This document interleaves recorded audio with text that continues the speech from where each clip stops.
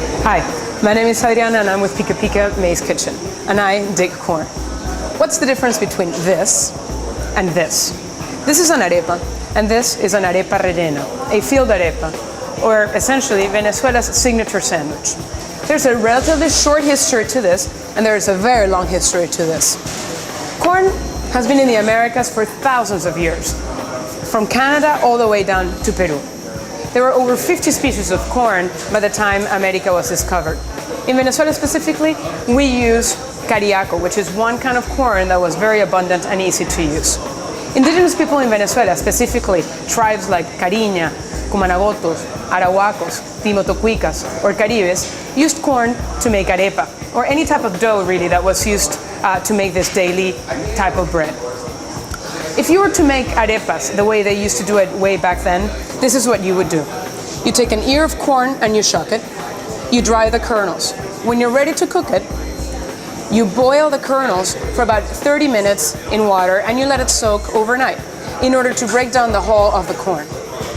In some regions in Venezuela, people use limestone, the mineral, to break down the hull, or they also use ashes. What this does is it changes the color, it changes the taste, and it also changes the texture.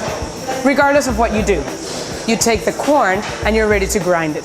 If you were to do this at home, you can just use a meat grinder.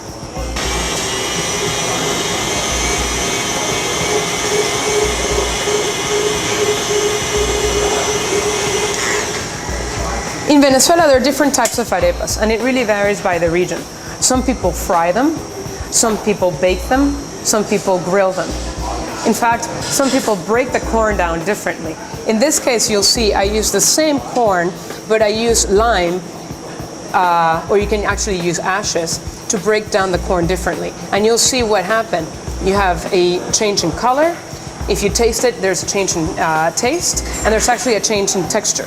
If you look at these arepas, it's made from the same corn, except that this was not broken down. This was just boiled in water. This was boiled with lime.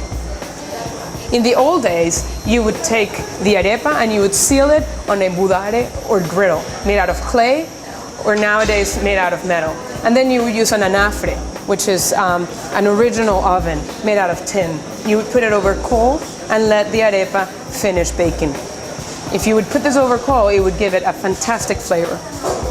Now, if people were to do this every day to make the arepa, I can guarantee you that the arepa would not be with us today. Thankfully, in the 1950s, the pre-cooked corn flour was created, which has allowed for Venezuelans to make arepa every day. And I really do believe that thanks to the pre-cooked flour, arepas have survived. Essentially, you have a flour to which you only add warm water and salt. You make a dough, you make a ball, you flatten it out, you bake it, and you have an arepa.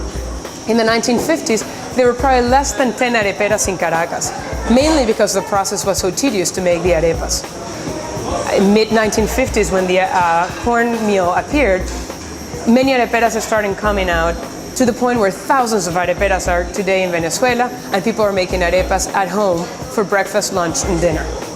Now, the arepa, the bread, which nowadays we call viuda or widow with nothing, was what indigenous people used to use as their bread. Over time, the arepa has become a sandwich. It was initially just filled with white cheese, queso llanero, guayanés, queso de mano. As canned food starting appearing, we have tuna, sardines, or deviled ham, like diablito, which is a very popular filling in Venezuela. As more areperas starting appearing, more fillings starting appearing. We have shredded beef and cheese called pelua.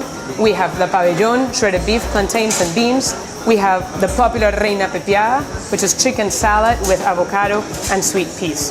So what I want to leave you with is, the arepa is a corn flour bread, and today it is popularly used as a corn sandwich. If you're curious, I invite you to come to Pika Pika. If you just want to have the arepa, order it a viuda, or you can order any of our multiple fillings that will give you a little bit of a trip through authentic recipes to more creative recipes that we have come to by being in California to fill the arepa.